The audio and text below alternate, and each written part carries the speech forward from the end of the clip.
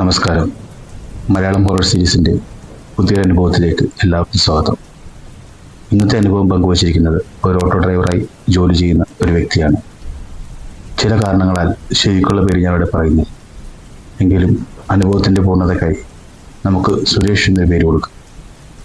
എൻ്റെ ഓട്ടോ ഡ്രൈവറായിട്ടുള്ള ജീവിതത്തിൽ എനിക്കൊരിക്കലും മറക്കുവാൻ സാധിക്കാത്ത ഒരു അനുഭവമാണ് ഇന്ന് ഞാൻ നിങ്ങളോട് പങ്കുവെക്കാൻ പോകുന്നത്. ഇതുപോലെയുള്ള അനുഭവങ്ങൾ നമ്മൾ ചുരുക്കം ചില ആളുകളോട് മാത്രമേ പങ്കുവെക്കൂ. കാരണം അത് പലരും വിശ്വസിച്ചെന്ന് വരില്ല, കൂടാതെ നമ്മളെ കളിയാക്കുകയും ചെയ്തെന്ന് വരാം. എങ്കിലും നമ്മൾ അനുഭവിക്കുന്ന ഓരോ അനുഭവങ്ങളും നമുക്ക് ജീവിതത്തിൽ പലപ്പോഴും ഒരു ചോദ്യചിഹ്നമായി നിൽക്കുന്ന കാര്യങ്ങളായി മാറിയേക്കും. ഇത് ഞാൻ ഒറ്റയ്ക്ക് അനുഭവിച്ചൊരു സംഭവമല്ല. എൻ്റെ ഒറ്റ സുഹൃത്തായ ദീപവും ഈ സംഭവം നടക്കുന്ന രാത്രി എൻ്റെ കൂടെ ഉണ്ടായിരുന്നു. അതിനാൽ ഇതിന്നും ഞങ്ങൾക്കും മറക്കുവാൻ സാധിക്കാത്ത ഒരു അനുഭവമായി മാറി നിൽക്കുന്നു. നമുക്ക് അനുഭവത്തിലേക്ക് പോകാം. 2001 ജനുവരി 7-ാം തീയതിയാണ് ഞങ്ങളുടെ ജീവിതം മാറ്റിമറിച്ച ഈ സംഭവം നടക്കുന്നത്. ഞാൻ കൂടുതലും രാത്രികാലങ്ങളിൽ ഓട്ടം പോകാറില്ല. ഏകദേശം ഒരു 9 മണിയോടുകൂടി ഓട്ടം അവസാനിപ്പിച്ച് വീട്ടിലേക്ക് പോവുകയാണ് പതിവ് പോലെ തന്നെ അന്നും 9 മണിയായപ്പോൾ ഓട്ടം നിർത്തി ഞാൻ വീട്ടിലേക്ക് തിരിച്ച് ഞാൻ വീട്ടിലെത്തുമ്പോൾ ദീപു എന്നെയും കാത്ത് വീടിന് പുറത്തിരിപ്പുണ്ടായിരുന്നു. എൻ്റെ കുടുംബത്തെക്കുറിച്ച് പറയുകയാണെങ്കിൽ ഞാനും അമ്മയും പിന്നെ ഒരു സഹോദരിയുമാണ്. സഹോദരി സ്കൂളിൽ പഠിക്കുകയാണ്. ചെറുപ്പത്തിലെ തന്നെ അച്ഛൻ മരിച്ചു പോയതുകൊണ്ട് ഞാൻ കുട്ടിക്കാലം മുതൽ എന്തെങ്കിലും ജോലികളൊക്കെ ചെയ്ത് ആയിരുന്നു കുടുംബം നോക്കി. സാമ്പത്തികമായ ബുദ്ധിമുട്ടുകൾ കാരണം പഠനം ഇടയ്ക്ക് വെച്ച് നിർത്തേണ്ടി വന്നു. പക്ഷേ എൻ്റെ അനിയത്തിക്ക് ആ അവസ്ഥ വരരുതെന്ന് ഒരു നിർബന്ധമുണ്ടായിരുന്നു എനിക്ക്. അതിനാൽ തന്നെ അവളുടെ പഠിത്തവും കുടുംബവും നോക്കുവാൻ ഞാൻ കിട്ടുന്ന ഒരു ജോലിയും വിട്ടുകളയാറുണ്ടായിരുന്നു. ഞാൻ വീട്ടിലേക്ക് കയറിയതും അവിടെ കാത്തിരുന്ന ദീപുവിനോടായി ചോദിച്ചു, എന്തു പറ്റിയിടാ, എന്താ ഈ സമയത്ത്, കുറേ നേരമായോ വന്നിട്ട്? കൂട്ടുകാർ എനിക്ക് വളരെ പ്രിയപ്പെട്ടതും അതുപോലെ തന്നെ എൻ്റെ ബാല്യം മുതൽ ഒരു വലിയ ആശ്വാസവുമായിരുന്നു. ആയതിനാൽ എൻ്റെ വീട്ടിൽ ഏത് സമയം അവർ കയറി വരും. എൻ്റെ അമ്മയെയും പെങ്ങളെയും അവർ സ്വന്തമായി തന്നെയായിരുന്നു കാണുന്നത്. ദീപു എന്നോട് പറഞ്ഞു, ഞാൻ വന്നിട്ട് കുറച്ച് നേരമേ ആളുകളാ. വന്നപ്പോൾ അമ്മ ചായ തന്നു, അത് കുടിച്ച് നിന്നെ നോക്കിയിരിക്കുകയായിരുന്നു. ഇത്രയും പറഞ്ഞതിന് ശേഷം അവൻ എന്നോട് ചോദിച്ചു, എടാ നിനക്കൊരു ഓട്ടം വരാമോ? ഞാൻ ചോദിച്ചു, എങ്ങോട്ടോടെ ഈ സമയത്ത്? അവൻ പറഞ്ഞു, അമ്മ വീട് വരെയും പോകണം. അവൻ്റെ അമ്മ വീട് കിടങ്ങൂർ എന്നൊരു സ്ഥലമാണ്. 2001 കാലയളവിൽ നമ്മുടെ ഗ്രാമങ്ങളുടെ അവസ്ഥ നിങ്ങൾക്കറിയാമെന്ന്. തക്കതായ സ്ട്രീറ്റ് ലൈറ്റുകളും പല സ്ഥലങ്ങളിലും ഉണ്ടാവാറില്ല. അതുപോലെ തന്നെ ഉൾഗ്രാമപ്രദേശങ്ങൾ എല്ലാം തന്നെ വളരെ നേരത്തെ തന്നെ ഉറങ്ങി തുടങ്ങും. ഞങ്ങളുടെ സ്ഥലത്ത് നിന്ന് ഏകദേശം 20-25 കിലോമീറ്റർ ദൂരമുണ്ട് അവിടേക്ക്. ഞാൻ ചോദിച്ചു, എന്തു പറ്റിയടാ ഈ രാത്രി അങ്ങോട്ട് പോകാൻ? അവൻ പറഞ്ഞു, എടാ അമ്മമ്മയ്ക്ക് സുഖമില്ല, നീ കൂടെ വരുവാണെങ്കിൽ ഇനിയിപ്പോൾ അവിടെ ചെന്നിട്ട് എന്തെങ്കിലും കുഴപ്പമുണ്ടെങ്കിൽ നമുക്ക് ഈ വണ്ടിയിൽ തന്നെ ഹോസ്പിറ്റലിലേക്ക് വല്ലതും കൊണ്ടുപോകാമല്ലോ. ഒരു ഹോസ്പിറ്റൽ കേസാണ് എന്ന കാര്യം കൊണ്ട് ഞാൻ പറഞ്ഞു, എടാ ഒരു 10 മിനിറ്റ് ഞാനൊന്ന് കുളിച്ചിട്ട് നമുക്ക് ഒരുമിച്ച് പോവാം. കാരണം രാവിലെ മുതൽ ഓട്ടം ഓടി വന്ന ഒരു അസ്വസ്ഥത എനിക്ക് നന്നായിട്ടുണ്ടായിരുന്നു. ഞാൻ പെട്ടെന്ന് തന്നെ കുളിച്ചു വന്നപ്പോഴേക്കും അമ്മ ചായ ഇട്ട് വെച്ചിട്ടുണ്ടായി. അതും കുടിച്ച് ഞങ്ങൾ യാത്ര തുടങ്ങി. കിടങ്ങൂർക്ക് പോകുവാൻ പാല വഴി പോകുന്ന ഹൈവേയും പിന്നെ ഉഴവൂർ കൂടിയുള്ള വഴിയുമുണ്ട്. ഞങ്ങൾ പക്ഷേ ഉഴവൂർ വഴി തന്നെ പോകാൻ തീരുമാനിച്ചു. കാരണം ദൂരെ കുറച്ച് കുറവാണ്, പിന്നെ ഹൈവേ കൂടി പോകുന്ന അത്ര ബഹളം ഉണ്ടാവില്ലല്ലോ. ഞങ്ങൾ ഓരോന്നും മിണ്ടിയും പറഞ്ഞു യാത്ര തുടർന്നു. ഏകദേശം ഒരു അരമണിക്കൂർ അയക്കണം ഞങ്ങൾ യാത്ര തുടങ്ങിയിട്ട്. ഒരു സ്ഥലം എത്തിയപ്പോൾ വണ്ടിക്ക് ചെറിയ മിസ്സിങ് പോലെ അനുഭവപ്പെട്ടു. ഞാൻ ആക്സിലേറ്റർ നന്നായി തിരിച്ചു. ആക്സിലറേഷൻ കൂടുന്നതല്ലാതെ വണ്ടി സ്പീഡ് കൂടുന്നില്ല. ദീപു എന്നോട് ചോദിച്ചു, എന്തു പറ്റിയിടാ, പെട്രോൾ ഇല്ലേ? ഞാൻ പറഞ്ഞു, പെട്രോൾ ഉണ്ടടാ, ഞാൻ വീട്ടിലേക്ക് തിരിച്ചു പോരുമ്പോഴാണ് അടിച്ചത്. വേറെന്തോ കുഴപ്പമാണ്. എത്ര ശ്രമിച്ചിട്ടും വണ്ടി സ്പീഡ് കൂടുന്നില്ല. എൻ്റെ കഷ്ടപ്പാട് കണ്ടപ്പോൾ അവൻ എന്നോട് പറഞ്ഞു, എടാ മുന്നിലൊരു വെട്ടം കാണുന്നുണ്ട്, നീ അവിടെ വണ്ടി നിർത്തി, നമുക്ക് നോക്കിയിട്ട് പോവാം. അങ്ങനെ ഞങ്ങൾ കുറച്ച് മുന്നോട്ട് ചെന്നപ്പോൾ ഒരു സ്ട്രീറ്റ് ലൈറ്റ് കണ്ടു. അവിടെ വണ്ടി നിർത്തി. സ്ട്രീറ്റ് ലൈറ്റ് എന്നൊക്കെ പറയാം, എങ്കിലും വളരെ കുറഞ്ഞ വെട്ടം മാത്രമേ അതിൽ നിന്ന് വരുന്നുള്ളൂ. പക്ഷേ എന്തെങ്കിലും ഒരു വെട്ടമില്ലാതെ വണ്ടി നിർത്തുവാൻ ഞങ്ങൾക്കും തോന്നിയിരുന്നില്ല. വണ്ടി നിർത്തിയതിന് ശേഷം ഞങ്ങൾ രണ്ടുപേരും പുറത്തിറങ്ങി. ഞാൻ വണ്ടിയുടെ എഞ്ചിൻ ഇരിക്കുന്ന ഭാഗം തുറന്നു. മൊത്തത്തിലൊന്ന് നോക്കി. ചെറിയ പണികളൊക്കെ എനിക്കറിയാം, എൻ്റെ കുറേ വർഷത്തെ അനുഭവ പരിചയം കൊണ്ട് അറിയാവുന്നതാണ്. പക്ഷെ കാര്യമായ പ്രശ്നങ്ങളൊന്നും എനിക്ക് നോക്കിയിട്ട് കാണുവാൻ സാധിച്ചില്ല. ഞങ്ങൾ രണ്ടുപേരും പുറകിൽ നിന്ന് അങ്ങനെ നോക്കിക്കൊണ്ടിരിക്കുമ്പോൾ ദീപു പെട്ടെന്ന് എൻ്റെ കയ്യിൽ കയറി പിടിച്ചു. അവൻ്റെ നഖങ്ങൾ എൻ്റെ തോളിനമർന്നു. അവൻ പേടിച്ച് വിറക്കുന്നത് പോലെ എന്നോട് പറഞ്ഞു, ഇടാ അതാരാ അവിടെ നിൽക്കുന്നേ? അത് കേട്ടത് ഞാൻ അവനോട് ചോദിച്ചു, എവിടെ? അവൻ വണ്ടിയുടെ മുൻഭാഗത്തേക്ക് കൈകൊട്ടി. പെട്ടെന്നാണ് ഞാൻ കണ്ടത് ഏകദേശം ഒരു 25 മീറ്റർ അകലെയായി ഒരു രൂപം. പക്ഷെ അത് അനങ്ങുന്നില്ല. അവിടെ നിന്നുകൊണ്ട് ഞങ്ങളെ നോക്കുന്നത് പോലെ. ഞാൻ ചുറ്റിനും നോക്കി.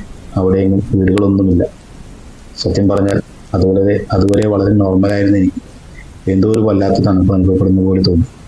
എനിക്കെന്തോ പന്തികേട് അനുഭവപ്പെട്ടു. ഞാൻ ദീപുവിനെ നോക്കാൻ പറഞ്ഞു, എടാ നീ വണ്ടിയിൽ കയറ്, നമുക്ക് വണ്ടി എടുക്കാൻ പറ്റുമെന്ന് നോക്കാം. സമയക്കേടെന്ന് പറയേണ്ടി വരും. വണ്ടി സ്റ്റാർട്ടാവുന്നില്ല. വണ്ടി അവിടെ നിർത്തിയത് ഒരബദ്ധമായി എന്നെനിക്ക് തോന്നി. എങ്കിലും കുറച്ച് ധൈര്യം സംഭരിപ്പിച്ച് ഞാൻ മുന്നിൽ കണ്ട നിഴലിനെ നോക്കി ചോദിച്ചു, ഹലോ, ആരാ അവിടെ? എനിക്കത് ആണാണോ പെണ്ണാണോ എന്ന് പോലും മനസ്സിലാവുന്നുണ്ടായില്ല. പക്ഷെ ഒരു കാര്യം ഞാൻ ശ്രദ്ധിച്ചു, ആ രൂപത്തിന് നിഴലുകളില്ല. ബാക്കി ചുറ്റിനുമുള്ള മരങ്ങളുടെ നിഴലുകൾ ഞങ്ങൾ നിൽക്കുന്ന പോസ്റ്റിൽ നിന്നും വരുന്ന വെട്ടത്തിൽ റോഡിലേക്ക് വീണ് കിടക്കുന്നുണ്ടായി. ഞാൻ കുറച്ചുകൂടി ഉച്ചത്തിൽ ഒന്നുകൂടി വിളിച്ചു, അതേ, വണ്ടി നിന്നുപോയി, ഒന്ന് സഹായിക്കാമോ? പെട്ടെന്ന് ആ രൂപം ഒന്ന് ചെറുതായി വെട്ടത്തിലേക്ക് നീങ്ങി. ഞങ്ങളുടെ ശരീരം തണുത്തുറഞ്ഞതുപോലെ ആയി പോകുന്ന എനിക്ക് തോന്നി. അതൊരു സ്ത്രീയായിരുന്നു. ഒരു ഭയാനകമായ ചിരിയോടുകൂടി ആ സ്ത്രീ ഞങ്ങളെ നോക്കി നിൽക്കുന്നു. അത് കണ്ടതും ദീപു എൻ്റെ ദേഹത്ത് മുറുക്കി പിടിച്ചു.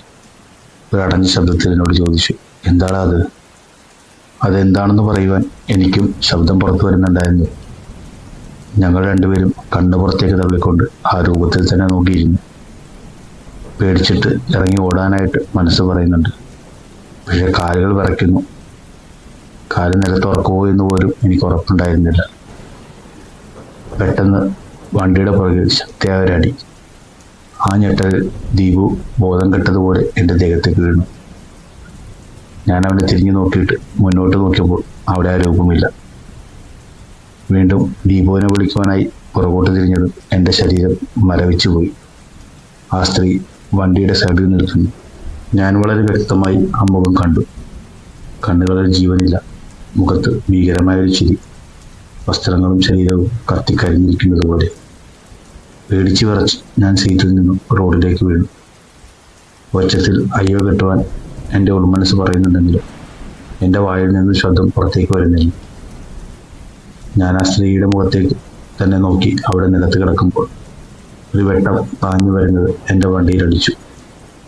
ഞാൻ അങ്ങോട്ടൊന്ന് നോക്കിയിട്ട് വീണ്ടും ആ സ്ത്രീ നിന്ന ഭാഗത്തേക്ക് നോക്കി. പക്ഷേ അവർ അവിടെ നിന്നും അപ്രത്യക്ഷമായതുപോലും. ആ വെട്ടം അതൊരു ജീപ്പായിരുന്നു. ആ ജീപ്പ് വന്ന് എൻ്റെ മുന്നിലായി നിർത്തി. അതിൽ നിന്ന് രണ്ടുപേര് ചാടിയിറങ്ങി. എന്നോട് ചോദിച്ചു, എന്താ പറ്റിയേ? കൂട്ടത്തിലുള്ള ഓടി വന്ന് എന്നെ എടുത്തു പൊക്കി. പക്ഷെ എൻ്റെ ബോധം മുഴുവനായി തിരിച്ചു വന്നിട്ടുണ്ടായില്ല. ഞാനൊന്നും മിണ്ടാതെ തന്നെ അവരെ മാറി മാറി നോക്കി. ഞാൻ നന്നായിട്ട് ഭയന്നിട്ടുണ്ടെന്ന് അവർക്ക് മനസ്സിലായി. അവർ എന്നെ ഓട്ടോയുടെ സീറ്റിലേക്ക് ഇരുത്തി. അപ്പോഴാണ് ദീപുവിനെ കാണുന്നത്. എൻ്റെ മുഖത്ത് പതിയെ തട്ടിക്കൊണ്ട് ചോദിച്ചു, എന്ത് പറ്റി? എന്തെങ്കിലും കുഴപ്പമുണ്ടോ? കൂടാതെ അതിലൊരാൾ ഓടിപ്പോയി വണ്ടിയുടെ പിൻസീറ്റിൽ നിന്ന് ഒരു കുപ്പി വെള്ളം എടുത്തു വന്നു. എൻ്റെ തലപൊക്കി പിടിച്ചു കുറച്ച് വെള്ളം എൻ്റെ വായിലേക്ക് ഒഴിച്ചു. കൂടാതെ ദീപുവിൻ്റെ മുഖത്തും തളിച്ചു. അവൻ വെപ്രാളത്തോടെ കണ്ണു തുറന്നു. അമ്പരപ്പോടെ അവരെ നോക്കി. വെള്ളം വായിലേക്ക് വീണതും ഞാൻ പെട്ടെന്ന് ബോധാവസ്ഥയിലേക്ക് വന്നു. എന്നിട്ട് അവിടെ നിന്നിരുന്നവരോടായി പറഞ്ഞു, ചേട്ടാ, ഒരു സ്ത്രീ. ദീപു ഭയന്ന് വിറച്ച് സീറ്റിൽ തന്നെ ഇരിക്കുന്നുണ്ടായിരുന്നു. ഞാൻ വന്നവരെ നോക്കിക്കൊണ്ട് പറഞ്ഞു, ഇവിടെ എത്തിയപ്പോൾ വണ്ടി നിന്നുപോയി. കുറച്ചു നേരത്തിന് ശേഷം ഒരു സ്ത്രീയെ കണ്ടു. ഭയപ്പെടുത്തുന്ന മുഖഭാവം. ശരീരം മുഴുവൻ കത്തിക്കരിഞ്ഞിരിക്കുന്നു. അവർ ചുറ്റിനും നോക്കിയിട്ട് ശബ്ദം താഴ്ത്തി ഞങ്ങളോടായി പറഞ്ഞു, ഇവിടെ പണ്ട് ഒരു കൂട്ടം ആളുകൾ ഒരു സ്ത്രീയെ കൊന്നു കത്തിച്ചു കളഞ്ഞതാണ്. അതിനുശേഷം പലരും പല രീതിയിൽ അവളുടെ രൂപം കണ്ട് പേടിച്ചിട്ടുണ്ട്. അവർ പറഞ്ഞു, നിങ്ങളൊന്ന് ഓക്കെയായിട്ട് വണ്ടി എടുക്കാൻ വേണ്ടി ശ്രമിക്കൂ. വണ്ടി സ്റ്റാർട്ടാവുന്നുണ്ടെങ്കിൽ ഞങ്ങൾ വണ്ടിയിൽ പിന്തുടരാം, ഇല്ലെങ്കിൽ ഞങ്ങളുടെ വണ്ടിയിൽ പോകാം. ഏതാനും നിമിഷങ്ങൾ അവിടെ ഇരുന്നതിന് ശേഷം ഞാൻ വണ്ടിയിൽ കയറി വണ്ടി സ്റ്റാർട്ടാകാൻ വേണ്ടി ശ്രമിച്ചു. അത്ഭുതമെന്ന് പറയാമല്ലോ, ഒറ്റയടിയിൽ തന്നെ വണ്ടി സ്റ്റാർട്ടായി. എന്നിട്ട് വേഗം അവിടെ നിന്ന് വണ്ടി എടുത്തു. പോകുന്ന വഴി മുഴുവൻ ഞാൻ മിററിലൂടെ പുറകോട്ട് നോക്കുന്നുണ്ടായിരുന്നു. അടുത്ത മെയിൻ ജംഗ്ഷൻ എത്തിയപ്പോൾ കൂടെ വന്ന ചേട്ടന്മാർ വണ്ടിക്കൊപ്പം വന്ന് പറഞ്ഞു, പോയിക്കോളൂ, ഇനി പ്രശ്നമൊന്നും ഉണ്ടാവില്ല. ഞങ്ങൾ ഏകദേശം ഒരു 20 മിനിറ്റ് കൊണ്ട് തന്നെ ദീപുവിൻ്റെ അമ്മ വീട്ടിലെത്തി. അവിടെ എത്തുന്നവരെയും ഞങ്ങളൊന്നും സംസാരിച്ചില്ല. മാനസികമായി ഞങ്ങൾ തകർന്നു പോയിരുന്നു. അവിടെ എത്തി ഞങ്ങൾ അവൻ്റെ അമ്മൂമ്മയുടെ അടുത്ത് ചെന്നപ്പോൾ അമ്മൂമ്മയ്ക്ക് വലിയ കുഴപ്പമില്ല. അതുകൊണ്ട് തന്നെ അവർ ഞങ്ങളോട് പറഞ്ഞു, ഇന്നിവിടെ കിടക്കാം, എന്നിട്ട് നാളെ രാവിലെ പോകാം. അല്ലെങ്കിലും തിരിച്ചു പോകുന്നതിനെക്കുറിച്ച് ഞങ്ങൾക്ക് ചിന്തിക്കാൻ പോലും പറ്റില്ലായിരുന്നു. ഞങ്ങളൊന്നും മിണ്ടാതെ അകത്ത് കയറി അടുത്തുള്ള മുറിയിൽ കയറി കിടന്നു. അവിടെ കിടക്കുമ്പോൾ ഞാൻ ദീപുവിനോട് പറഞ്ഞു, എടാ, ഞാൻ അവളെ കണ്ടിരുന്നു വളരെ വ്യക്തമായി. അപ്പോൾ ദീപുവിനോട് പറഞ്ഞു, എന്താണ് അവിടെ സംഭവിച്ചതെന്ന് എനിക്കറിയില്ലടാ. വണ്ടിയുടെ പുറകിൽ കേട്ട ശബ്ദത്തിൻ്റെ കൂടെ തന്നെ എൻ്റെ തലയിൽ ശക്തിയായ അടി വന്ന് വീണ പോലെയാണ് എനിക്ക് തോന്നിയത്. അപ്പോഴാണ് ഞാൻ ബോധം കെട്ടുപോയത്. ഞങ്ങൾ ഒന്നും സംസാരിക്കാതെ അവിടെ കിടന്നു. എപ്പോഴോ ഉറങ്ങിപ്പോയി. രാവിലെ അവൻ്റെ മുത്തശ്ശൻ വന്ന് വിളിക്കുമ്പോഴാണ് ഞങ്ങൾ എണീക്കുന്നത്. ആ സംഭവത്തിന് ശേഷം ഞാൻ ഒരിക്കലും നാട്ടിൽ നിന്ന് പുറത്തേക്ക് രാത്രി ഓട്ടം പോയിരുന്നു. ചില രാത്രികളിൽ വീട്ടിലേക്ക് തിരിച്ചു വരുന്ന സമയത്ത് ഓട്ടോയുടെ പുറകിലേക്ക് നോക്കാൻ തന്നെ എനിക്ക് ഭയം തോന്നാറുണ്ട്. എനിക്കിപ്പോഴും തോന്നാറുണ്ട്, അന്ന് ആ രണ്ടുപേർ വന്നില്ലായിരുന്നുവെങ്കിൽ ചിലപ്പോൾ ഒന്നുകൂടി പേടിച്ചിരുന്നുവെങ്കിൽ ഞാൻ അവിടെ തന്നെ കിടന്ന് മരിച്ചു പോയേനെ. ചില അനുഭവങ്ങൾ അങ്ങനെയാണ്. അവ നമ്മളെ ജീവിതകാലം മുഴുവൻ പിന്തുടരും.